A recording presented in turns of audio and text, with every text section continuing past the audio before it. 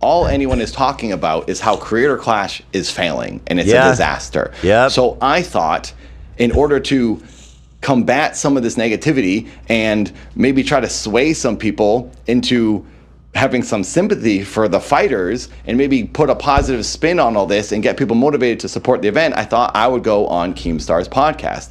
And Keemstar has an audience who actually watches YouTube. Honestly, somebody should, because as much as they might hate Keemstar, he has an audience and he is influencing how people feel and think about this event. And by the way, I'm pretty sure that he was probably going to go and be involved. Like me, he was going to be promoting, talking about potentially going to this event. So it makes a lot of sense, and it is good outreach for Dad to get involved. Somebody's got to fucking do something. You know, YouTube posers just want to sit at home, alienate everybody, and then just expect the event to go off without a hitch. To boxing. But before I could go on the podcast, Ian saw a thumbnail Keem posted with my face on it saying I was going on his podcast. So Ian calls me and says, we'd rather you not go on his podcast. Bro, get a life. Why are you entitled to control what... And this even goes back to the Froggy Fresh? Yeah. Froggy Fresh. Froggy Tonic. Froggy Fresh is the best. That's the fighter. Who's the... Hold on. No, Froggy Fresh is the guy who got kicked off. You're suing her, right? Huh? The girl that you're suing? Froggy? That's Casey Tron.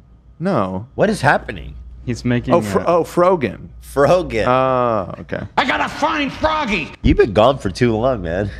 Got everything. Froggy never did Froggy anything Fresh wrong. was the guy who got kicked out for training with Sam Hyde. Oh, okay. Now I'm confused now too. I meant No. That's Froggy. No, that's Froggy Fresh. I just need to know That's the a good Froggy Froggy. Funk Bait, Funky bro. Frog Bait is the good Froggy. That's all that matters. Funky. There's too many frogs. I understand. Froggy But Froggy and I used to Fresh, take care of each other. who's been in the chat, seems like a nice guy, got kicked out Froggy.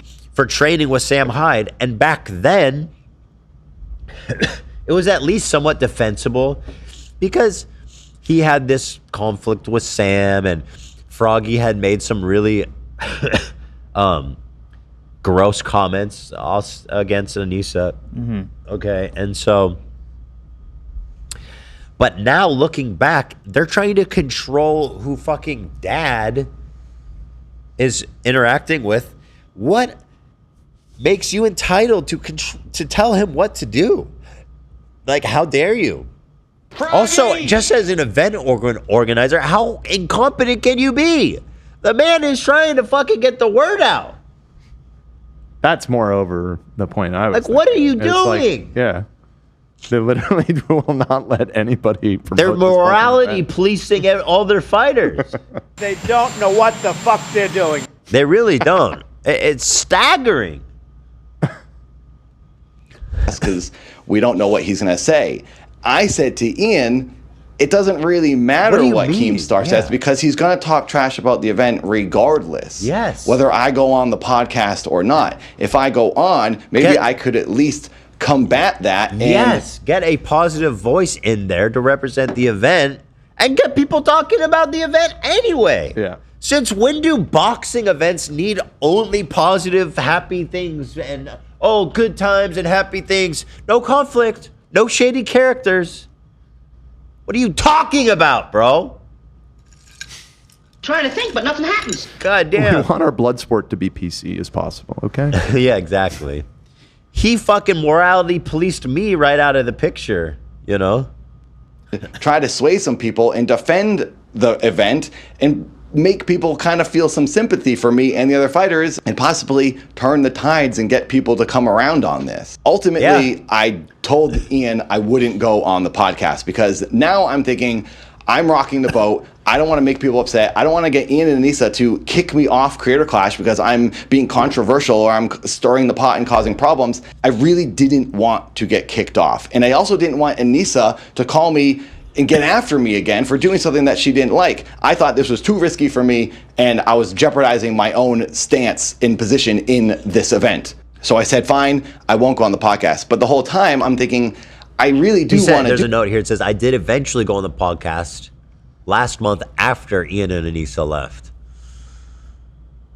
Do this. I want to go on there and talk to Keemstar and try to promote the event and face all this criticism. Also, listen, Dad's a small creator. He deserves to get a little fucking exposure out of this himself. Why are you trying to keep everyone down? Fuck you guys, dude. And try to do some damage control because no one was doing that. Yeah. But I did also get injured that day in sparring. My arm went numb, which is a thing that happens sometimes when I got hit. So I had to go to the doctor. So it was probably for the best that I went and got that checked out. But I did say to Keemstar, I would like to come on the show later and talk about this because it was something I wanted to do because nobody else was doing any damage control for this event. Yep. Now, every fighter in Creator Clash 3 was offered $15,000 to cover their fight training, except for LA Beast, who I guess got $7,000 additional because he said his training cost more than that. I don't know if anyone else got additional money, as far as I've been told by the event. Did anyone get money? Because you guys, Lena never got money. Can I give you back the 12K and get the 15K? Yes, that'd be great. We would both win in that case. Yeah, I want the 15 fucking K. He was the only one. Regardless, when the event got postponed, they offered everyone an additional $10,000 as an extension to extend your training until October. A lot of people couldn't do the event now because it was getting extended. Myth dropped out, LA Beast dropped out. Where are they even getting the money to do that? They're like down $500,000 from the last event. What do they do? Why? What? Because there's like 20 fighters? That's $200,000. Yeah. So wait, they owe you $25,000, Lena? Or was that before, after? You screwed me by paying us back. What happened to being my financial advisor? Well, we'll see. I mean, yeah, I don't even know how that works now, though. Now that it's, they still owe you, as far as I'm fucking concerned. No, I mean like that extra 10K that they offered to the fighters. Now that it's canceled. Well, was that offered after you guys quit or before? Yeah, not in regards to us. I just mean in general, like. They should fucking pay everybody, man, who've spent time on this shit. Especially the small creators. Like, Lena is not a fucking, she just... The hell, dude? Freddie Wong dropped out. I didn't drop out. I thought about it. I thought, is this worth doing? And then ultimately, I thought, I really want to box. I've been training for so long. I don't want to stop this, and I want the event to happen, and I really want to get in that ring a third time. Also, that $10,000 will help me out. In addition to that $10,000 extension dollars, I was going to get now a cut of Ian and Anisa's 34% that they were going to get paid. But since they've dropped out, all that money will go to the fighters. I'm thinking this is great. And on top of that, I would also potentially get a bonus check after the event sells out. They'll split up extra money with all the fighters. So I'd get 3 types of payment. I'll get that $10,000 extension and then the 2 bonus. And by the way, I'm happy Dad and the fighters are getting paid. However, charity event, this is not a charity event. And the mistake was marketing it that way at all. And I don't put any blame on Dad or any of the fighters because they're not the ones running the event, and they're probably like, oh, okay, so wow, this event's really doing good. We got bonuses, we got charity money, great. By the way, just to get ahead of this, Ethan offered us the full 15. We told him the truth that we didn't spend 15K yet, just for the record. You spent 12, yeah. Yeah, which was very generous of you to pay us back. Well, listen, Aaron, if that is your real name. I know you're running a nice little operation there. I know you got some money in the bank. Somebody's got to pony up, okay? If it's not you, if it's not Ian, one of y'all got to make this shit right. Okay? What a joke. Checks, we'll call them. But now that the event has been canceled, I'm not getting that extra money. I'm not getting that $10,000, even though I did some of the extra training. It sounds like he got training money. Lena never got a fucking penny from them. Yeah, why'd they fuck her? Yeah, I don't know if he worked something out to get paid ahead of time. Or... Like you said the first time, they were gonna pay you back after, and I was like, fuck that. And I got on the phone with Ian. I said, you guys need to pay him up front. That's ridiculous. Yeah. I assumed that that same arrangement was happening. Maybe, yeah. I thought it was just because you basically vouched for me the first time. So I don't vouched know. for Lena. Yeah. But it sounds like everyone else got paid up front and Lena got fucked. What's that about? They just taking advantage of nice people? Is that their strategy, their business strategy? The event's canceled now and it's just over and there's just no more money. And it's really messing me up and it's really hard for me to be okay with this. That's why I'm making this stupid video, because I'm upset. It sucks. I put my heart into this. I got freaking beat hard this year, harder than I ever had. And I thought, I'm gonna do this, I'm gonna train like a freaking professional.